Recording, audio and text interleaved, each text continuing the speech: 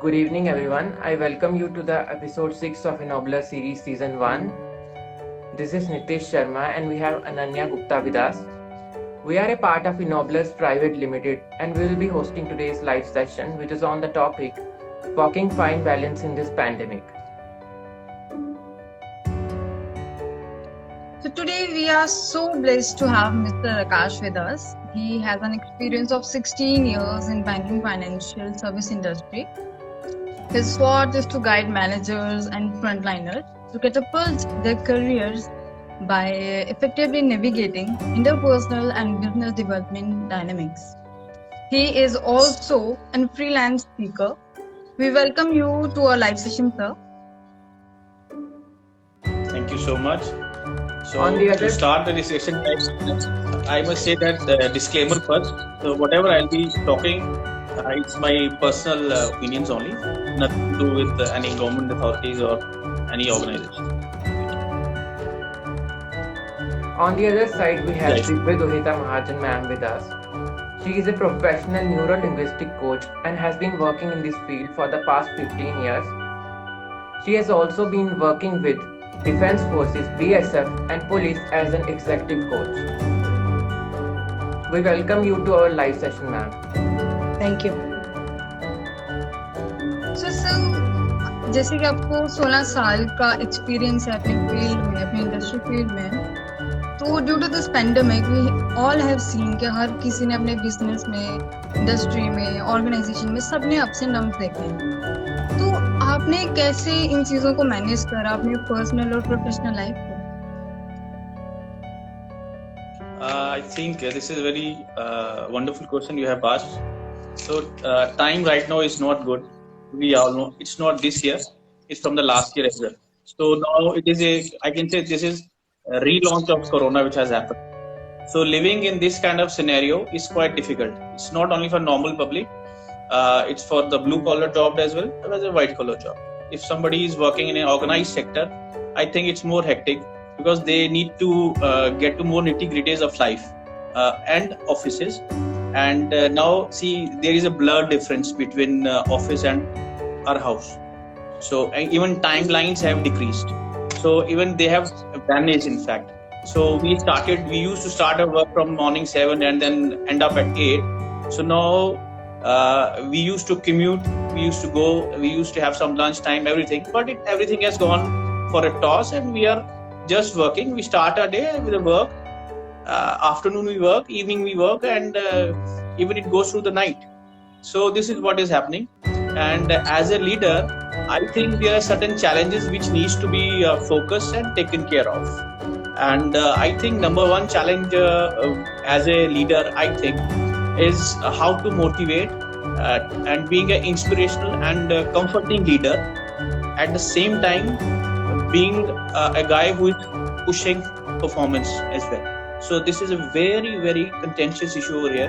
See, at one hand, I have 3 lakh guys who are getting corona every day in my country. Now, on the other hand, I am thinking that I want to get some performance also out of my organized sector jobs. So this is very, very, very touchy question. And here lies the challenge. The question you actually asked, where is the challenge? This is the challenge. How as a human being, I am a human being. Everybody is vulnerable. Even I am threatened by corona. It's for everyone. It's not for me. So if I think I'm sitting and taking con calls and sitting at my home and governing my people and do this thing or that thing, and I am at my comfort of my home. So this is not done. This is a big challenge, and we are not in the old times. Information flow is fast. See, it's not limited. See, somebody, it's not like somebody has information and other guy is not having information. So we have WhatsApp phase right now, Instagram, we are already on touch. So people know what is happening, where it is happening. So we can't make fool of anyone. So this is a big challenge. Another challenge is that while I'm working, there is another vision which is coming up in the organized sector, how to get connected with our people to get the work done and their safeguard as well. Why I'm telling you this thing is, see, we are remotely connected now. So there is a government guidelines as well, 50% work. And even some companies, corporates have even announced that they want to get work from home protocols to be stipulated for next year, or by the time government announces that we are getting rid of corona. So this is a very big phase of life. In fact, this is a time of inflection in the history. See, when we talk about things like World Wars, 9/11, Mumbai attacks, many things has happened. So these things in our past history, they have changed the course of time and even our vision and how we think, how we work. So this has drastically changed how we as a leader think, and dynamics have changed totally. One more important thing now is that I am a leader, or I'm a guy who's working in an organized sector. So I'm working in and out. I'm getting burned out.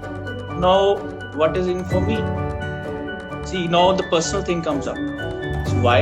See, I'm working. I want some hike. You understand? I want some money. I want some recognition in my organization. I'm working day and night. So what will happen to me after working so much hard? So I want something from the company. This is a very dreaded thing, which as a leader has to think twice, and he feels ashamed sometimes whether there's a demarcated difference, whether I should ask for something from myself at this point of time when my other colleagues are struggling even to get to the ends meet, or they're even struggling that there are certain layoffs going on. They will be having their jobs or not. And another very important point I think is how to keep up building my own brand. So what I say is that, see, I am a leader. I want people to know me in my organization. I have certain influential guys to work with. I have stakeholders along with me. So these stakeholders, see, for example, I'll give you an example. So I'm working in, say, some government sector. Let's take example of Corona. Some district health societies are working. Now they have to get the things work done through administration as well, through judiciary as well, through police as well. So all the three, executive, administration and judiciary is involved. So these are my stakeholders. Now how I get to meet them, how I get to influence these stakeholders at this point in time when I cannot meet them. Earlier I used to have high teas together with those guys from other verticals. I used to have a say. So now I'm not meeting them one-to-one. I also feel hesitant. Should I go? Should I ask them? Should I call them up for my business? Or should I ask them how's your family? So the solution for this dynamic problem from personal or professional point of view as a leader is that we should start chatting with other people in an informal ways. So it pays to be informal rather than to be more formal. In these trying times, rather than getting connected with Nitesh or Divya on asking what's happening on the business front, what's happening, how I can help you in your work, I should ask Nitesh or Divya or Nitika, so how's life going? This will build more trust amongst us, and then there will be a more positive communication happening across the verticals, across the hierarchy, across the departments. This is how it works. Thank you. So very well said, Akash sir, that we need to communicate better, rather in a more humanistic way, and that is what Ennoblers are all about. Ennoblers have always been, encouraging people to be more humanistic, to inculcate the value system that we already have, and do not consider business as something a different entity. It is the part of the survival of the human being, and it includes human being in a holistic way. Right? And absolutely, it is part of the continuum. Yeah. So the idea of workplace wellness and the corporate wellness and employee wellness specifically is that we start considering each other as a human being, not as a machine. And this is what Corona era is telling us, that gradually we have to go beyond the profit and loss and consider our employees as a pillar. This can happen only when we consider every employee as a human being, right? So when we talk about the different verticals and interacting with them, that means when the things were normal, we were not interacting in a humanistic way. So this time has given us an opportunity to get that particular area filled with the love and affection and the care, because we spend so much time together and still we don't know each other. Divya, one more point I would like to mention, taking a cue from your point, is that this is a very apt time in this Corona crisis to reflect upon ourselves. what Definitely. we are doing, what we are going to do, what our values are. Are our family and people, our relational language? Have ever we thought about it? And how the family work-life balance has happened till now, and what we are doing now. Even now we are with the family, but still we are not with the family. You understand my point? Absolutely. We are working under one roof. We are working under one roof. Say I'm a corporate guy, so I have my family, my kids, my wife. See, we are playing under one roof, we are studying under one roof, and we are working under one roof. So how this kind of amalgamation is happening, and believe me, it's really terrifying for the kids. Their way of life has changed. Now there are a lot of WhatsApp are coming. People are playing pranks. So this is online generation, right? Post corona, this is online generation. They don't know the basics. How the kind of transition which has happened. See, from going to school, and then drastically you get up one morning and say, okay, you can't go to school. You have to be online. So people are putting up the spectacles. See, many things, bad things are happening. The students or kids getting irritated. Yeah, but very right now they need a kind of a way, mind things for students or for people as well. Yeah. So like your organization, and I think you are doing some development in brain and mind development, mind skills and mindfulness development. We can talk about it, and we can work about it, and this is the need of the hour right now. Yeah. Please tell. So I was just want to add one more point over here, that we all are living in our own worlds. Despite the fact that physically we are together, we still are living in our own worlds. And those own worlds are like, a cage. And it's so difficult to penetrate in those cages because we have built it so firmly. So this is the time when we can venture in each other's life and know how we are feeling. Because as a human being, emotions stands a lot of importance, which otherwise in our day-to-day life we don't give it. Right? You're right. So penetrating into each other's life and venturing into that space where we feel lonely, so that this time brings all of us together and make us one family. Whether we talk about the businesses or we talk about the family we live in. Yes, you're right. By your point, absolutely. So just like the sir told us how he is coping with the current situation, I would like to ask ma'am that how ideally we can bring in fine balance to our work and personal life. See, work and personal life have always been two different entities, because we get up, we get ready, we go to office, and we spend a lot of time there in office. Then we come back and we have a separate life. Now, when we talk about the pandemic, both have come together, right? Both the lives have come together and they have become one. Your home space is your office. Your home space is a place where you live with your kids and your family, right? So you have to start segregating it. Start, scheduling things for yourself. Start communicating well. For this, sir would be able to tell much better because he is into this profession and have been speaking about it from a very long time. How we can schedule things, how we can prioritize things, and how we can, take things ahead as a family with respect to the kids and with respect to the office work that you have to do. Over to you, sir. This is a very touchy question, Divya, you have asked me. See, I somehow feel vulnerable many times talking to my kids, talking to my wife, and some colleagues as well. We don't have time actually. We are at home, we are working under one roof, still we don't have time.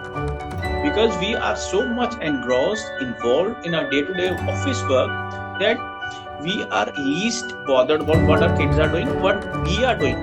So I told you earlier as well, this is a time where we have to reflect what our values are, what our visions are, what is my dream, which I left behind 10 years ago. When I started my career, I was thinking I would be something, then something happened. So where is my artistic cue? Where is my creative brain has gone? Because I have just become a run-of-the-mill product. I am just a rat who's running out to earn. So this is a rat race in circle and circle. I'm moving on, going to office, coming back, going to office, coming back. I have nothing left apart from it for myself. this is the right time we should think of getting more creative. One. On other front, when I talk about kids, this is the right time you sit down on the floor with your kids and play with them. This is the right time. When a kid is asking for you, hi dad, hi mom, I want to do this. So do you understand what your kid is saying? They're saying, please spend some time with me. I want you. This is the question he's asking. He's not asking to play with me. No. This is a big difference. What we're thinking is different. What actually happening is different. So how ignorant we are that we ourselves are ignoring our kids. So, sir, Just look at this. If we have to incorporate all these things along with the work that we do, how would we do that? Like in the last pandemic time also, in last year, there were many such experiences where people went through the same kind of challenges at their homes. How to go about it then? See, I see. Sir, I must frankly tell you, I thought about it, I made a plan, but I myself was unable to execute it. This is irony of life. We plan, but we are unable to execute. So number one thing I initiated was I started scheduling things. What are the day plans? What my day would be? Not me, only my wife, my kids. What are the schedules?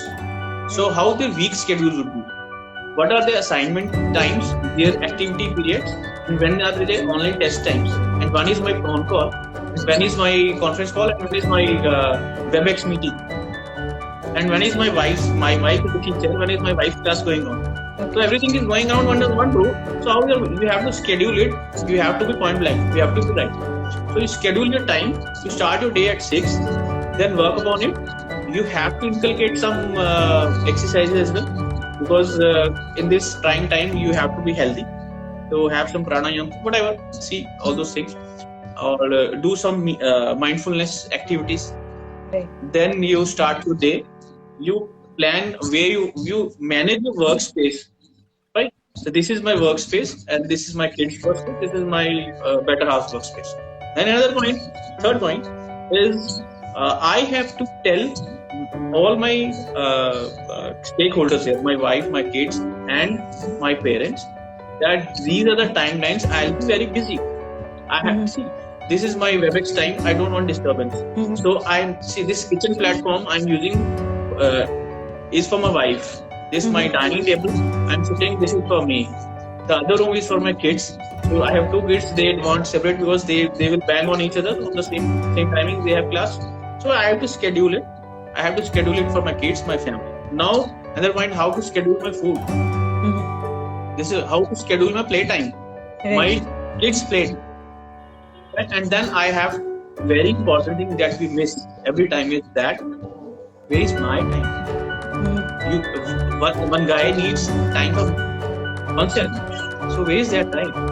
So here where the brain training, mindfulness, everything, meditation comes. Definitely. You have to meditate. Definitely. So these are the things you have to, and then you plan for the next day. You have to have weekly schedule meeting as well. Then finally at night after dinner you should have a small nightly meeting or nightly schedules wherein you plan what is happening next day. What my son is going to do, my wife is going to do, what I am going to do, and they have to be point blank on it. Because something wrong happened, then we mess around each other. And then there will be tensions. We are vulnerable to those tensions, and then stress will coop up, and unknowingly we will be going to not only for this physical fitness, mental fitness as well. Please. So from your words, I realized that how important is the right kind of communication if you're talking about living with a family or living in an organization. If you talk about we want to govern an organization, how important is the skill of communicating, and that skill of communicating comes when you put every word very precisely, very importantly, and considering the fact that whether that is important or not, right? Okay. So that particular thing helps you out and rather gives you an edge, because it makes you a comfortable person with respect to the time factor that we have. You're right. So, ऐसा कोई भी experience है आपका जहाँ पे where you have used your skills dealing with your team members and आपने उन चीजों को कैसे manage करा कि वो चीजें आपके mind को affect ना करें? See, there are certain things which definitely going to affect your mind. So the question you say, I accept that question, but there is nothing in this world which is not going to affect, whether it is your personal life or it's work area. So that's I can't see you. I'm not defying your question, but this is my personal opinion. Now, see, when you work, your tone, how you enter your office, how you enter your home, how you greet somebody, all these things matters a lot.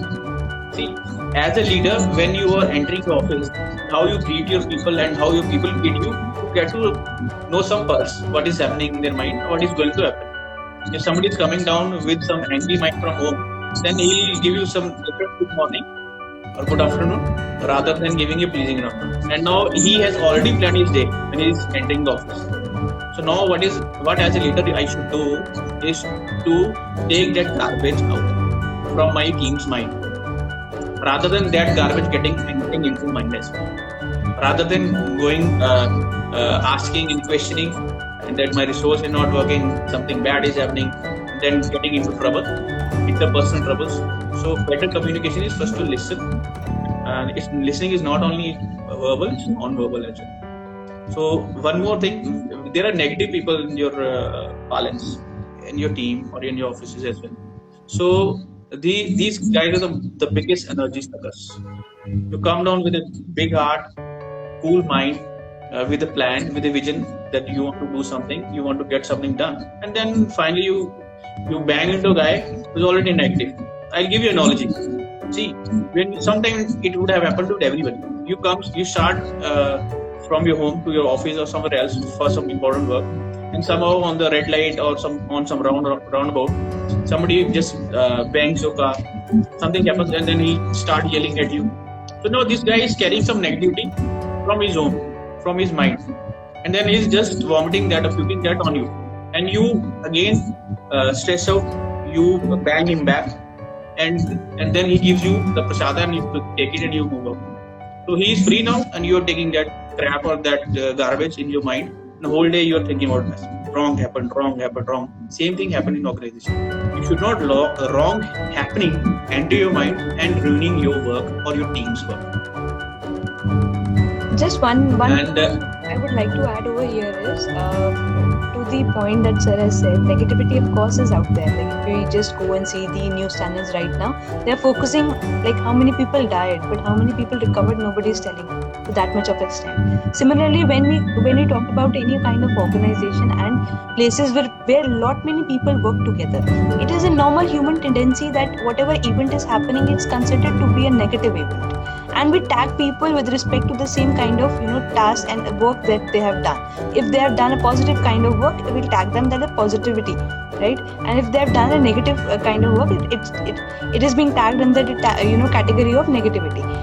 But other than this, if you consider every human being as a learner, as somebody who is experimenting upon his own abilities and his own potential, we can come across the areas where we transform these negative areas into positive areas with compassion and resilience. So as a leader, it is our then responsibility, even if we are talking about in this pandemic times where people are struggling in their personal lives as well as in professional lives, we can be compassionate enough to handle them first as an individual and then consider them as an employee of the company. This will give a more strong bonding, and the negative aspect that is being circling around can be transformed into the positivity, right? So it's like if you see an atom, even an atom has negative circle around it, electrons. So if you have to go within this positivity, the the neutral part of it, you have to pass through the negativity. So if we transform our thought process, that is what Ennoblers are up to these days, to help people transform their thought process into the positive sphere of their understanding and see a broader picture even for the people who are being negative, and incorporate a sense of compassion and love for them. So if anybody have any questions, please ask in the comment section below. So I would like to ask from ma'am that how important is mind handling skills in a business and its growth? See, it's like asking how important it is to know the driving skills. If you have to go from one place to another, you need to know the proper driving skills. You can't be knowing one or two gears and then say, okay, I'm going to drive from Jammu to Pathankot, right? Then your speed is affected. You might get accidents in between. You might, hit somebody. So, in order to drive smoothly, you should know how to do that. So mind skill is something every human being, even if you're talking about the leadership role, people who are onto good positions, or somebody at home, if you don't know how to cook well, you will not be able to serve well, and you will not be able to be considered a kind of person needed in the family.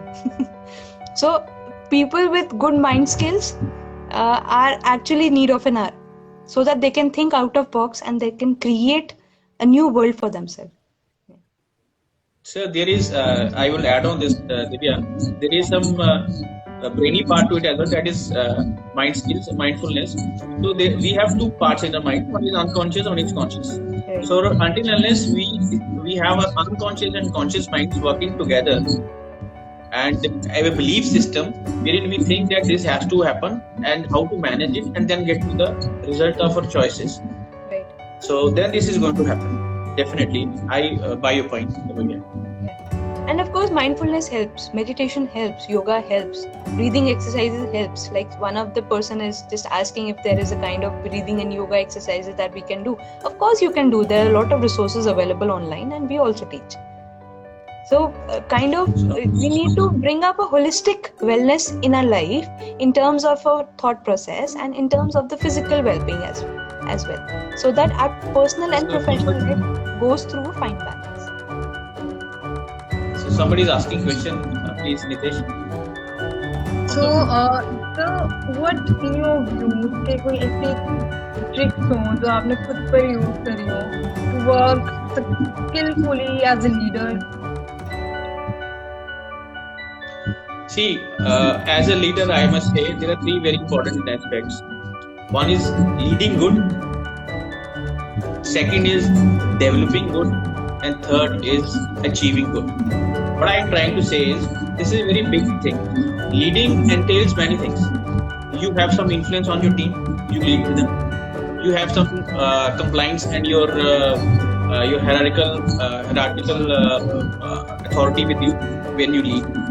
You have beyond the border influences also that are interpersonal skills. You have, it's not people under you who are working under you, it's beyond that. Other stakeholders in an organization, other verticals who are working, you are working with. So you have to influence people by leading them and be a good role model. You should have ethos, you should have a good mindset, positivity, a confidence, a resilient person. Show that resiliency so that there is no negativity in the team and there is no lacking behind it. This is a part of leading, what I'm saying. So this is one. Another thing what I'm trying to say is developing. So what I'm trying to say about developing is that you have to impart certain skills in your team. So develop them. There has to be a strategy in an organization or in your team or as a leader you should have while developing your people. Be it through communication skills or communication skills, or be it organizational skills, be it negotiation skills, be it problem solving skills, be it logical analytical skills. There are many things which matter a lot while you're working. So you have to develop your team, show some good work, show some little small victories. See, what happens is that when you want to boost the morale of your team or morale of your colleagues, you have to have some small victories. And until unless you have some small victories, you and your team will not have that strong a resolve to move forward. They have to have some resilience in them. Cutting short, it's a very long developing, I can say a lot. See, there is a compliance part when you lead and develop a team, and last is your commitment part. So compliance is that you say something and your colleague or your team or your subordinate have to do. This goes as that. And commitment is that when you influence through your interpersonal skills as a leader, so they go beyond the leading. Likely what happens in army and defense forces. So there is nothing written there, I have to give my life for my country. But there are innumerable examples. So people give their lives for their country. Right? So why? Because this is love of motherhood, a country, and this is love of the duty, passion. So this passion a leader has to inculcate and develop it. This is developing. The last part I told you is achieving. As a leader, the critical skill is achieving how to get things executed, achieving the success. Through small victories we achieve, and then we go to higher levels. Also, a very important point about achieving is that we have to have set up goals, set up a parameters where we have to work, and then we achieve your goals.